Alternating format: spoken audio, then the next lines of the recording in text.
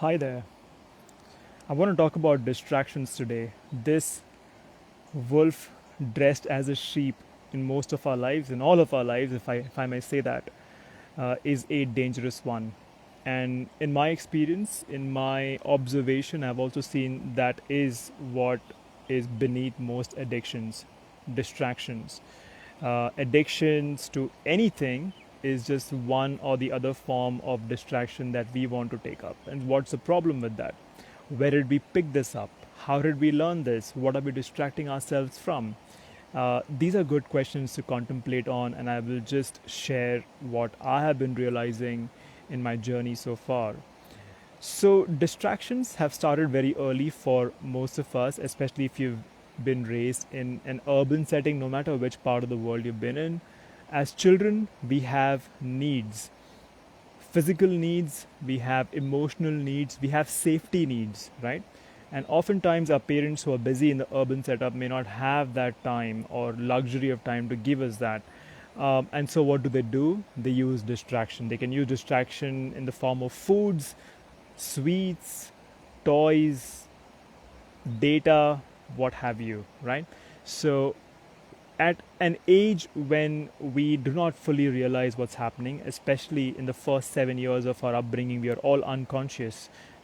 Scientifically, we are in a different brainwave frequency, and nature is designed as such way when we are kids so that we can learn things faster. We are in a perpetual hypnosis, so to speak, or trance in the first 7 years of our life. And at that age is when distraction as a mode of functioning got introduced for most of us. So it's not your fault, it's not my fault that we often tend to get distracted. It was the way of life pretty early on for most of us.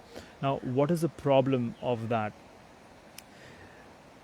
There is a part of you that is always aware and watching everything. Like right now, you're listening to me, so you can hear my voice and see me. But on what background can you hear my voice and see me? Right?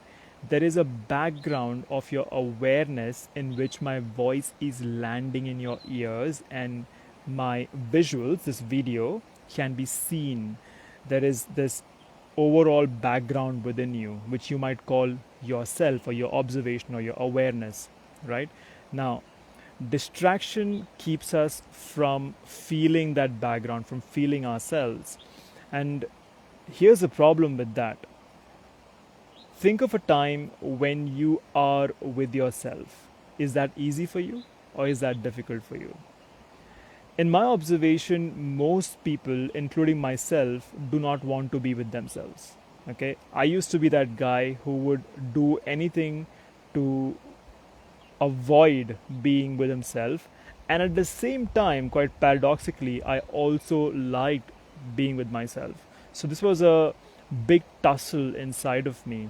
And I'll tell you what was happening beneath that. Now, when I'm alone, I would have thoughts. When I have thoughts, these are thoughts that are not palatable, right? I'm thinking about my past, I'm thinking about my childhood, things that have happened to me, things that I may have done to others, things that I'd aspired for, and things where I am today. So it's a bunch of thoughts that one doesn't want to deal with, and it brings them down. And so what do?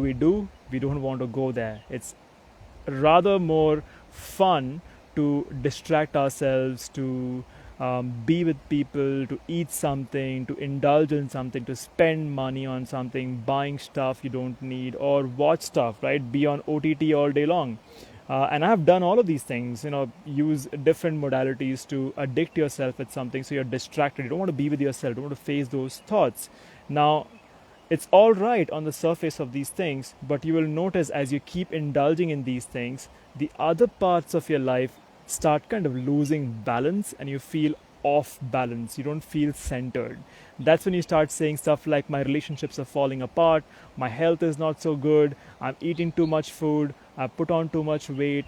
You see, these are results of something that is happening because we are too afraid to sit with ourselves, and so we distract. And distraction, as I said, established already, is a process, is a mechanism that was introduced to most of us when we did not even know about it unconsciously, right? So as soon as we start feeling uncomfortable, as soon as we start feeling that there is less safety, our natural response is to distract ourselves from whatever it is that is making us feel that way, instead of sitting with that thing and inquiring into it, right? Now, why should we invest in inquiring into what is disturbing us, into what is our need? Now, if you understand the significance of spending time with yourself, or if you don't, I'll just give you a hint. There's one time where all of us, most of us who are reasonably healthy, spend time with ourselves without fail, and that is when you sleep at night. Now, when you're sleeping, you're with yourself. Now, you might say, but Sunny, I'm sleeping next to my partner or whatever. But the point is that you're not sleeping inside your partner, the partner not sleeping, like, you're not merged with them. You are with yourself when you're sleeping. You're in yourself, right? And what happens when you're sleeping? You are restoring yourself, your body is repairing itself, toxins are getting flushed, your short term memory, a lot of it gets deleted, a lot of it gets converted into long term memory. You're basically restoring your health, even though you're unconscious. But this should underscore for you the significance of spending time with yourself, even if you're unconscious. Now, if unconsciously there is so many beautiful things happening to your body, it only stands to reason what could happen when you're spending time with yourself consciously. But most of us can't go there, don't go there, because it's too painful to sit with what is happening inside of us. Now, some of you may argue, but hey, I like my company. I like to take some break and sit with Netflix, get some pizza, drink by myself, smoke up by myself. I don't like people. I enjoy my own company. I'm not talking about that. That is still distraction. People are not the only distraction in our lives. Distraction can be what we do to run away from ourselves. I'm saying being out in the nature like this and just sitting with yourself without any distraction, without scrolling on your phone brainlessly, mindlessly, just disconnecting and watching what thoughts come up, right?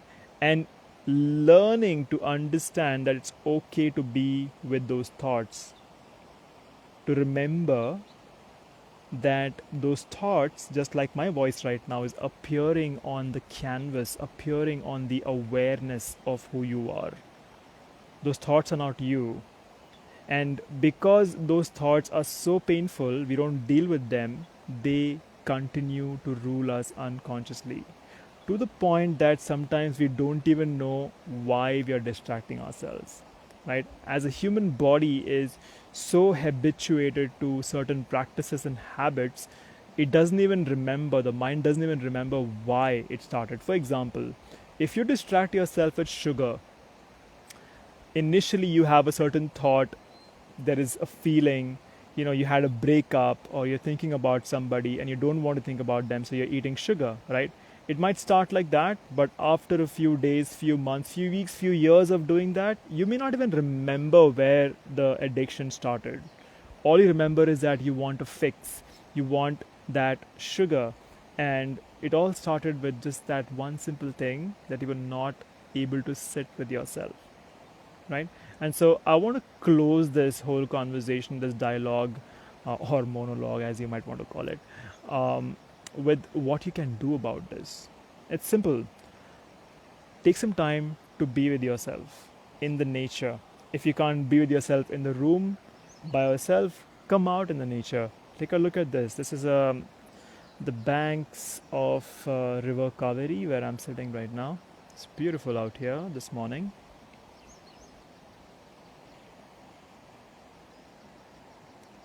So take some time to sit with yourself, sit with your thoughts, and if it's possible, write down your thoughts. No one has to know them, right? If something is really disturbing you, something that you may have said to someone, done to someone, something that people said to you, have done to you, your fears about where your life is headed, everything, if you could just codify that, write them down on a piece of paper, and just let it sit there and sit with yourself for some time, let me assure you, you will feel a lot of mixed emotions, but once the tide passes, you will feel so good just being with yourself. Just knowing that you are by yourself perfectly fine. You're imperfectly perfect. You're beautiful. You're complete. You're whole. It's just these thoughts that make you feel like you need a distraction. And that distraction becomes the basis for any addiction in life, right?